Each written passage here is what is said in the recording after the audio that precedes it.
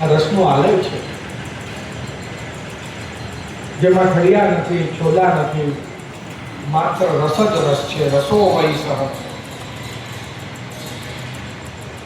तोड़ा गया फल जो है वो कर्म कांड है, टूट कर गिरा फल ज्ञान है, पका हुआ मीठा फल भक्ति है, और जिस फल में ना छिलका हो ना गुठली हो वो तो मात्र भागवत ही है। इसीलिए उसको गलित फल कहा। श्रीमद् भागवत गलित फल है, कारण के આના અંદર બધા જ પ્રકારના રસોનું વર્ણન છે। વર્ણન કરી રહ્યા છે। શ્રૃંગાર રસ એટલે પ્રેમ, હાસ્ય રસ એટલે આનંદ હાસ્ય, રૌદ્ર રસ એટલે ક્રોધ, કારુણ્ય રસ એટલે કરુણા કાતો દુઃખ, અદ્ભુત રસ આપણે એટલે એક અદ્ભુતતા, એક વિશેષતા, વિભત્સ રસ એટલે ઘૃણા, ભયાનક રસ એટલે ભય, વીર રસ એટલે વીરતા, શાંત રસ એટલે શાંતિની અનુભૂતિ, ભક્તિ પરમ પિતાની ભક્તિમાં લીન થવું, અને વાત્સલ્ય રસ માતા પિતાનો પ્રેમ। અત્યારે 11 રસના દર્શન થાય છે આપણને શ્રીમદ્ ભાગવતમાં, માટે પણ આને રસનું આલય કહ્યું, રસમાં આલય।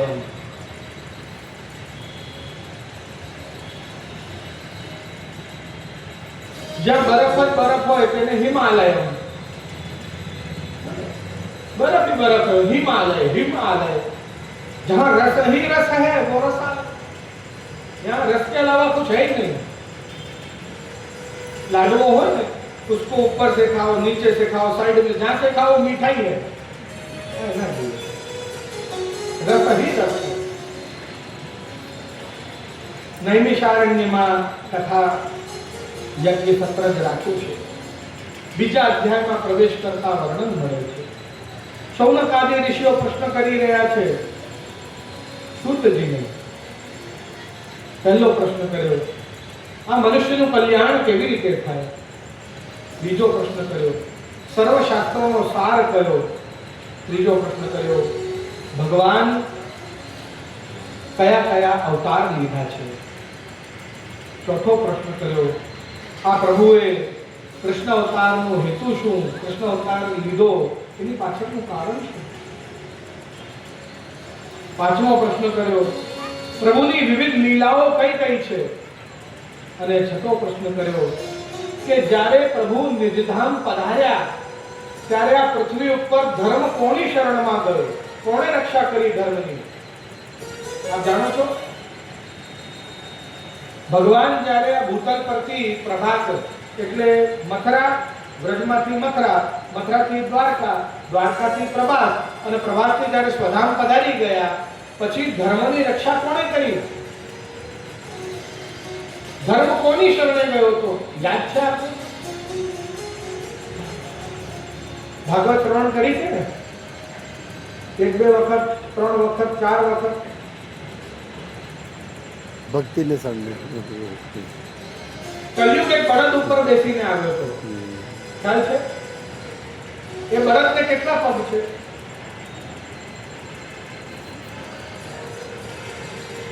આજે કોઈ જમ્યા જ નથી। બળદને 4 પગ ક્યાં હોય કલયુગમાં? સતયુગ એટલે 4 પગ, પછી ત્રેતા, 3 પગ, દ્વાપર 2 પગ, કલયુગ ધર્મ 1 પગ ઉપર છે, નથી? આ ધર્મ બળદનું રૂપ છે ને, પૃથ્વી ગાયનું રૂપ છે, ધર્મ બળદનું રૂપ છે। ધર્મ ઉપર કલયુગ બેસી ગયો છે, માટે કલયુગને અંદર ધર્મને એક જ પગ છે, દયાદાન। સતયુગમાં 4 પગ છે ધર્મના,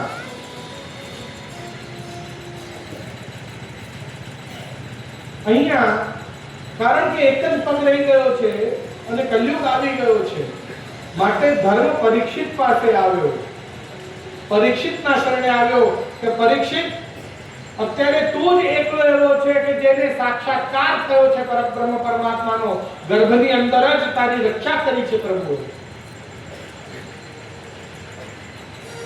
તું અમારી રક્ષા કર. ધર્મ પરીક્ષિતના શરણે, જ્યારે ભગવાન પ્રધાન પધાર્યા ત્યારે ધર્મ પરીક્ષિતના શરણે ગયો. હવે કોઈ આવો પ્રશ્ન પૂછે તો જવાબ આપજો.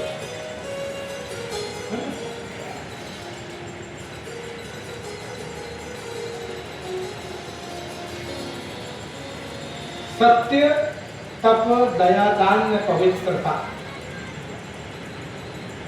આ ચાર પદ જોઈએ ત્યારે ધર્મ પૂરું થાય. માનવનું કલ્યાણ કેમ થાય? પહેલો પ્રશ્ન ઉત્તર આપી રહ્યા છે. સવૈ પુંસામ પરો ધર્મઃ જતો ભક્તિ રધોક્ષજ. એ અધોક્ષજ ભગવાનની ભક્તિ કરવાથી શું થાય છે? કેવી રીતે ભક્તિ, કેવી રીતે ધર્મ કરવાનું? તો એ જ વાત કહી જો. અહૈતુક્ય અપ્રતિહતા. આવી રીતે જો આપ ધર્મ કરશો તો એ નિષ્કપટ, કપટ રહિત ધર્મ બનશે, સાચો ધર્મ બનશે. એ માનવ જે છે આ સાધનાઓ અને સિદ્ધિઓમાં પ્રભુને ભૂલી જાય છે. સાધના અને સિદ્ધિ એટલે ખાલી મન પર સિદ્ધિ નહીં, બધી જ પ્રકારની સાધન, બધા પ્રકારના સાધનથી પ્રાપ્ત થતી એ સિદ્ધિ. મહેનત કરો પૈસા માટે તો પૈસા મળે, શક્તિ માટે તો શક્તિ મળે, સત્તા માટે તો સત્તા મળે. તો અહીંયા કહી રહ્યા છે કે જેના અંદર કોઈ હેતુ નથી અને જે સતત ભક્તિ કરે છે એના જ અંદર પ્રભુ વિરાજમાન થાય છે. ત્રીજા અધ્યાયમાં બીજો પ્રશ્નનો ઉત્તર આપે છે.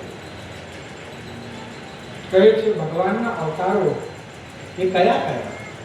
ત્યારે બધા 24 અવતારોનું વર્ણન કરી રહ્યા છે. તે સર્વપ્રથમ આદિ પુરુષ બ્રહ્માજીને પ્રકટ કર્યા, એ પણ અવતાર છે ભગવાનના. એ પછી 4 ઋષિને પ્રકટ કર્યા, સનક, સનંદન, સનાતન અને સનત કુમાર. એ પછી વારાહ પ્રકટ થયા, પછી નારદ, નર નારાયણ, કપિલ, દત્તાત્રેય, યજ્ઞ, ઋષભ, પૃથુ, મત્સ્ય, કૂર્મ, ધન્વંતરી અને મોહિની. વલ્લભાચાર્યજી ધન્વંતરી અને મોહિની એક જ સમયે પ્રગટ્યા એવું માને છે. દેવતાઓને ધન્વંતરી દેખાયા અને દાનવોને મોહિની દેખાયા. શ્રીમદ વલ્લભાચાર્ય એવું માને. પછી નરસિંહ, હયગ્રીવ, વામન, પરશુરામ, વ્યાસ, રામ, બલરામ, કૃષ્ણ, બુદ્ધ અને હવે આવશે તે કલ્કી. આમ બધા જ અવતારોનું નામ. પછી વિસ્તાર કર્યો. આ અવતારો 6 પ્રકારે પધારતા હોય છે. અંશ અવતાર, અંશ અવતાર, આવેશ અવતાર, કલા અવતાર, પૂર્ણ અવતાર અને પરિપૂર્ણ અવતાર. એ પછી જ્યારે પણ પ્રભુ ભૂતલ પર પધારે, અવતાર લે, ત્યારે એમના 4 વ્યૂહ એમની સાથે જ હોય. એ 4 વ્યૂહ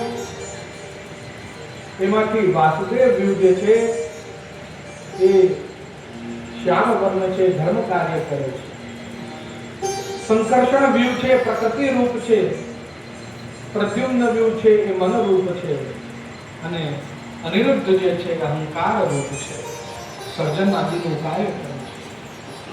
આમ 4 વ્યૂહોના પ્રકાર પણ બતાવે. કહી રહ્યા છે એતે ચાંશ કલા પુંસઃ કૃષ્ણસ્તુ ભગવાન સ્વયં.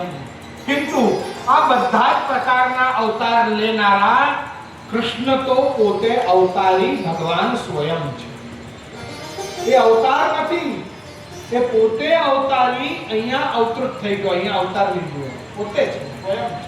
કે કઈ અંશ અવતાર કે અંશ અવતાર કે આવેશ અવતાર કે કલા અવતાર નથી, તે તો પૂર્ણ છે, પરમ બ્રહ્મ છે, તે પોતે આ ભૂતલ ઉપર પધાર્યા એવું વર્ણન કરી રહ્યા છે. ભગવાન આ ભૂતલ ઉપર ભક્તો માટે આવે છે, પછી અસુરો માટે આવે છે. ક્યારે એમ ન કહેવાય કે ભગવાન હિરણ્યકશ્યપુ માટે ભૂતલ પર આવ્યા. ના, ભગવાન પ્રહલાદ માટે ભૂતલ પર.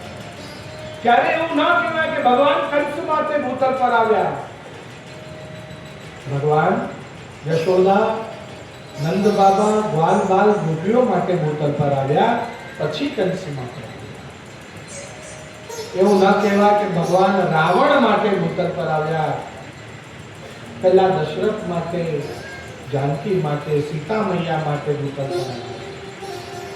ભગવાન ઓલવેઝ ભક્તો માટે પધારે છે, પછી અસુર આદિનું સંહાર કાર્ય પણ કરે છે.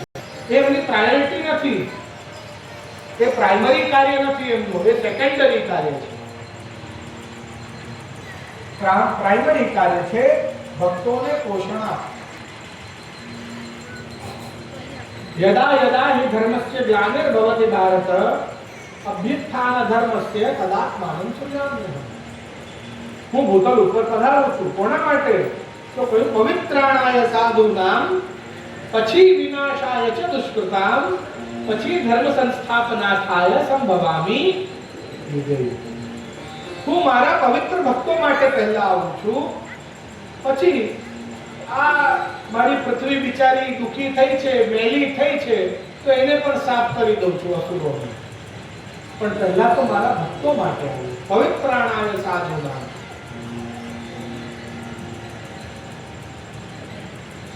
ક્યારે એવું ના વિચાર્યું કે ભગવાન અસુરો માટે આવે, ભગવાન ભક્તો માટે આવે.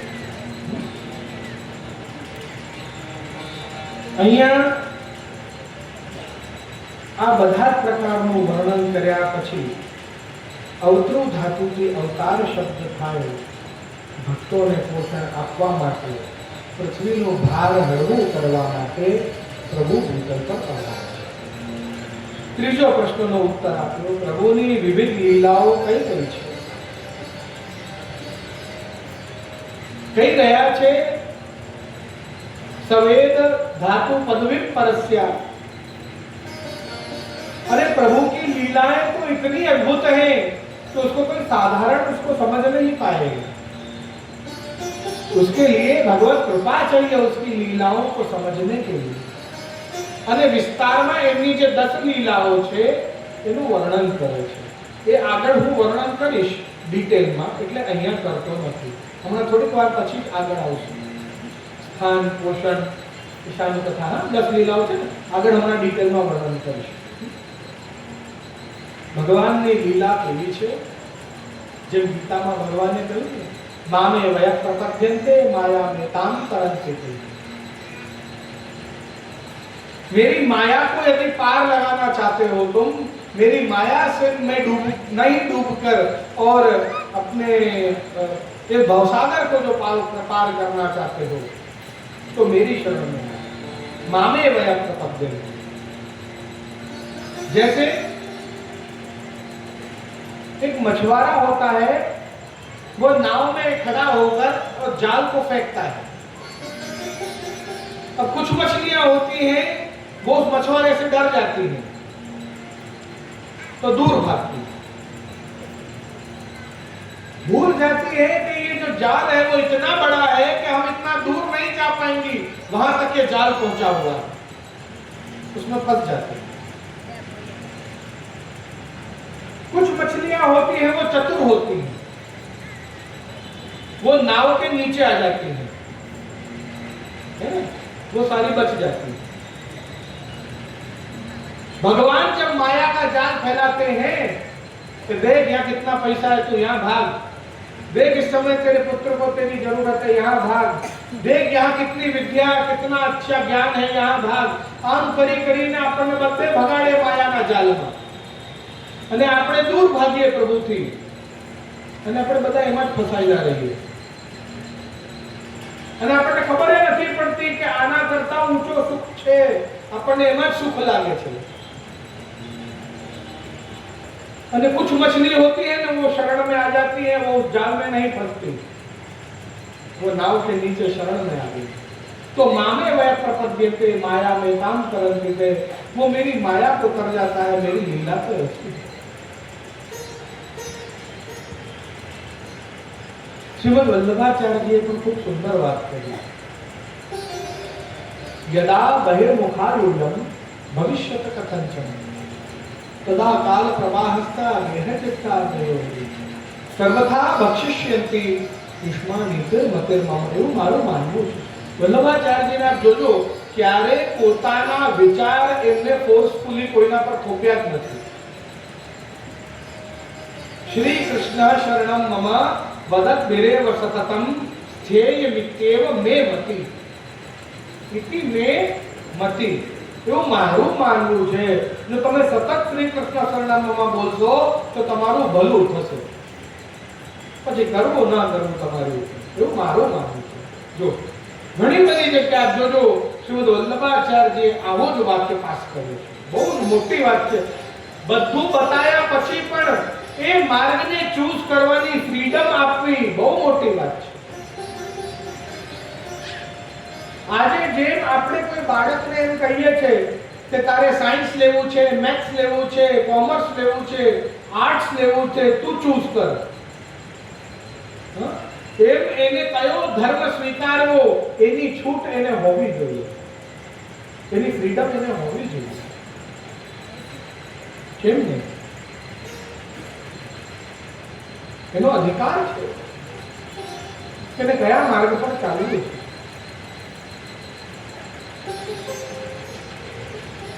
પણ સનાતન વૈદિકના તો નિયમ બધા સરખા જ છે, એટલે એ સંસ્કાર તો આપણે આપવા જ પડે ને,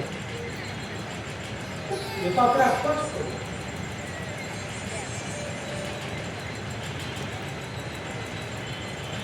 જો વલ્લભાચાર્યજી કહી રહ્યા છે કે જો આ કલયુગમાં તમે પ્રભુથી દૂર થશો તો અંધકાર ચારે બાજુ છે, દીવાથી દૂર થશો તો કશું દેખાય નહીં, આંધળા થઈ જશે। આ દીવા રૂપી પ્રભુની જેટલા નજીક રહેશો બધું જ તમારું સાફ ક્લિયર વિઝન, ભવિષ્યનું પણ પ્લાનિંગ બધું ક્લિયર રહેશે। અને જ્યાં આ પ્રભુ રૂપી દીવાથી દૂર થયા તો ચારે બાજુ અંધકાર જ છે। કલિયુગ રૂપી અજગર આપનું ભક્ષણ કર્યું।